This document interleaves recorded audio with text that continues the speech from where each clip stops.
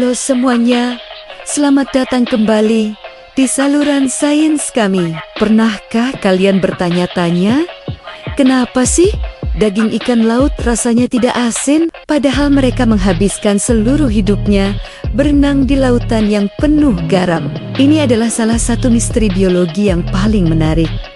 Dan hari ini, kita akan mengupas tuntas jawabannya. Bayangkan, dulu lingkungan tempat mereka tinggal, air laut itu super asin. Konsentrasi garamnya sekitar 3,5%. Kalau manusia minum air sebanyak itu, bisa berbahaya. Nah, ikan laut menghadapi tantangan yang sama setiap detiknya.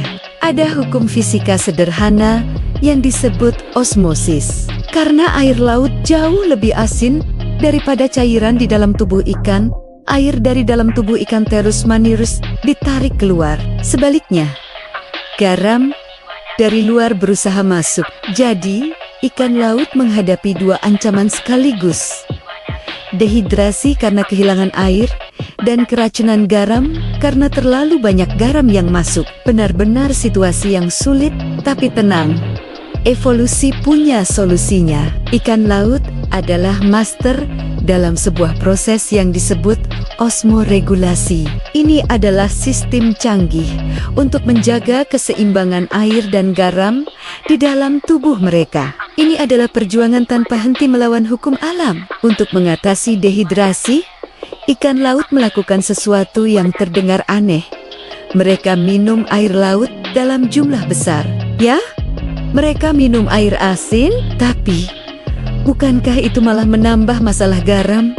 Tentu saja, dan disinilah keajaiban biologisnya dimulai. Setelah menelan air asin, tubuh ikan langsung bekerja seperti pabrik pengolahan super canggih untuk membuang kelebihan garam. Ada dua organ utama yang menjadi pahlawannya, insang dan ginjal. Insang ikan laut bukan cuma untuk bernapas loh. Insang mereka punya sel-sel khusus yang berfungsi seperti pompa super kecil. Sel-sel ini secara aktif memompa ion garam, seperti natrium dan klorida, keluar dari aliran darah dan kembali ke laut. Ini adalah proses yang butuh banyak energi, tapi sangat efisien. Sementara itu, ginjal ikan laut juga ikut membantu. Berbeda dengan ginjal kita, atau ginjal ikan air tawar yang menghasilkan banyak urin encer, ginjal ikan laut menghasilkan urin yang sangat sedikit, tapi super pekat. Urin ini penuh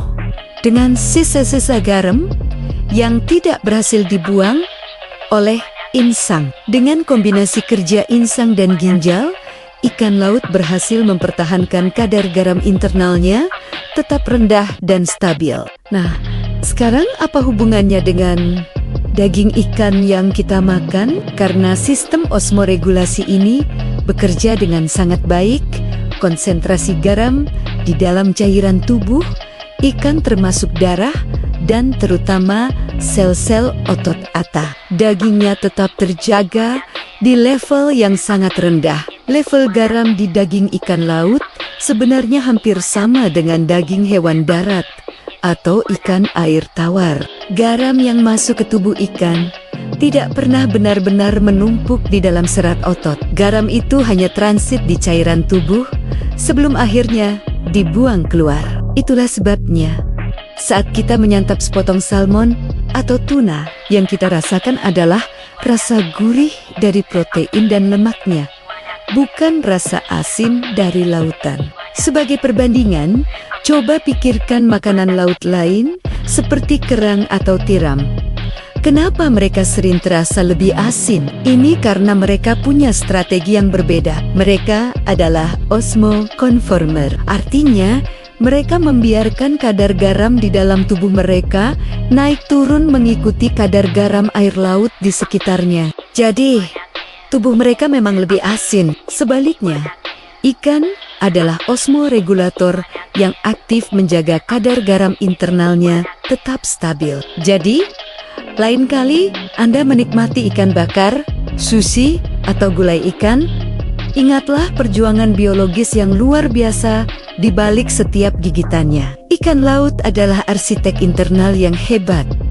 membangun, dan mempertahankan rumah tawar di tengah lautan garam yang luas. Ini adalah salah satu bukti paling menakjubkan dari adaptasi dan keajaiban alam. Terima kasih sudah menonton video ini sampai akhir. Semoga informasi ini bermanfaat dan menambah wawasan baru buat kalian semua. Jangan lupa bagikan video ini ke teman-temanmu, dan sampai jumpa di petualangan sains kita berikutnya.